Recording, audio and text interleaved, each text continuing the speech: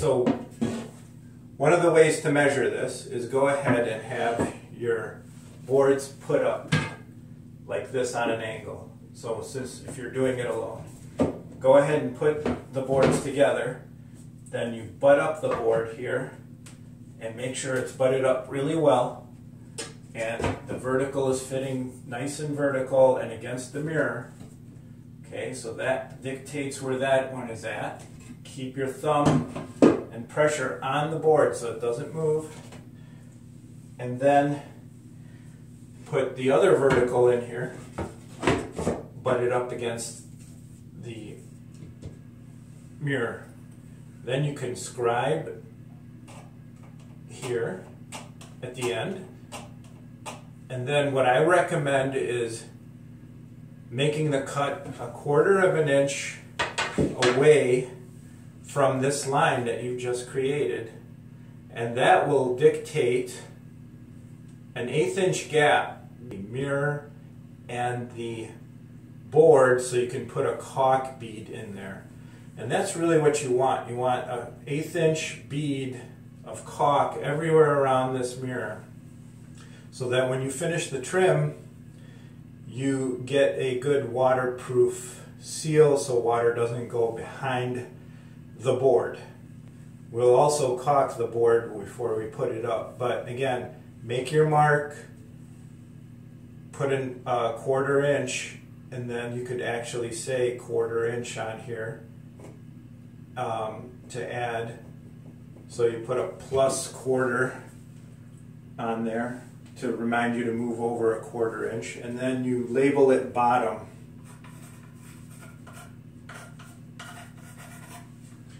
Label it bottom so that you know it's going to be the bottom board, and the top board would be the same. For the side boards, you just can measure the mirror because we'll be butting them up and making a square frame, and just add a 1/4 inch to the size of the mirror. Okay, it's here's the board. I marked it back a 1/4 of an inch, and then you can use a T-square or an angle like this one to go ahead and make your 90-degree. Make sure it's nice and flat and that it will continue that line. So you just bring it right up to it, make sure it's flat. And this is a nice tool to have too, because you can also use it if you don't have a miter saw and you just have a regular circular saw. You could use this to offset the circular saw. And remember, the width of this opening is the width of the blade and what it cuts.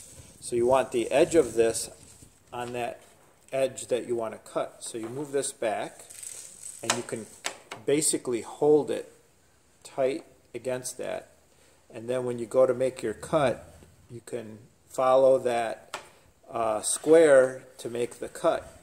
But I like to use a miter saw, and the reason being is I could line up the two boards together, clamp them down on the other end, and then make sure that they are butted up against the other end from the length.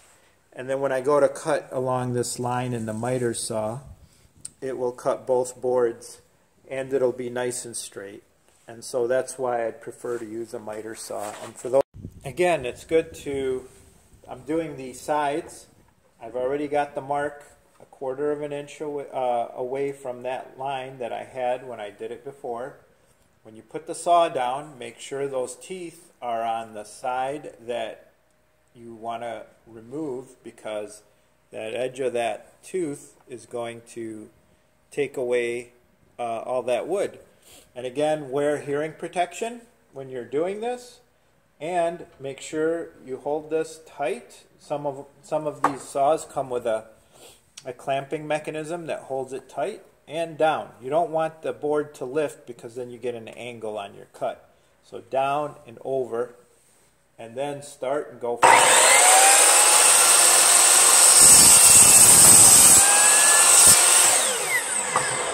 And as you can see, it makes a nice clean cut. and then we'll be able to do the sides with this one. Now we have the boards cut to size, and the best thing to do is first just give them a quick sanding with like a sanding block or anything that is somewhat like 120 to 200 grit to just clean the surface basically of some roughness, so that when you go to stain it, it will take the stain really well. And if we do that for all the boards, and then come back and then we'll prep them up with a pre-stain solution so that the wood will really absorb the stain. And I'll show you that in just a minute. So after you're done sanding, just take a tack cloth and just kind of go over the wood, get any of the sawdust off, and you'll see a little bit come off, but not much because you're using some, sandpaper that's around 200 grit, 120. As you can see, this is basically what I picked up by doing that. So next you want to use a pre-stain after you get the wood kind of cleaned off, and that will help you with the wood adhering to the stain and also spreading through and absorbing it properly. So for this application, I like to just use those foam brushes because they soak up quite a bit and they can lay a nice thin bead of it. And so I go through and I just do that in all the surfaces that are going to get the stain. And you can see the grain just really pops out when you use that. So that's why I highly recommend doing this, because it will get the wood to really want to absorb the stain when you put it on.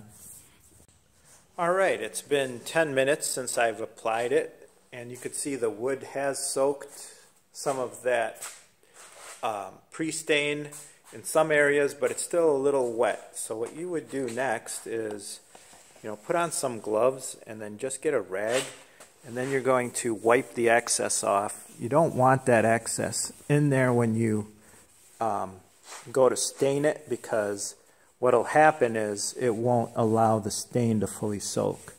So you want to go in and get all of that excess off on a nice rag, and then it'll be ready for staining.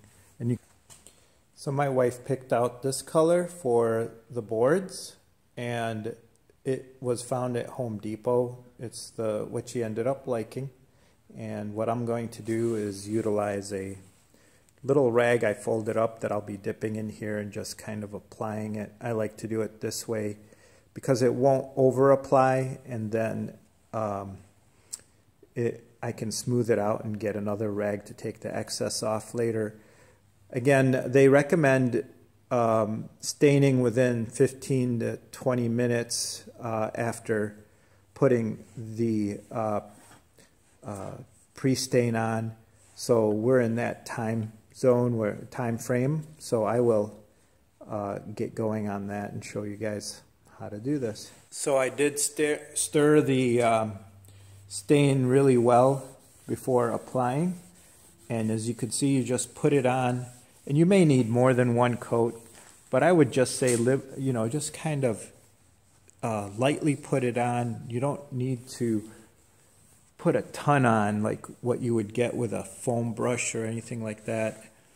Just kind of spread it thin, and it's better to do multi-layers and work up to the color that you want versus overdoing it. Okay, so I have completed the first coat here, and per the instructions on the can, they suggest waiting 2 hours before you do another coat. So I'm just going to leave this be for 2 more hours, maybe 3, and then come back and do another coat after the oil-based stain has time to soak in properly. They don't recommend sanding between coats, according to the instructions on that stain. So always follow what the stain manufacturer recommends.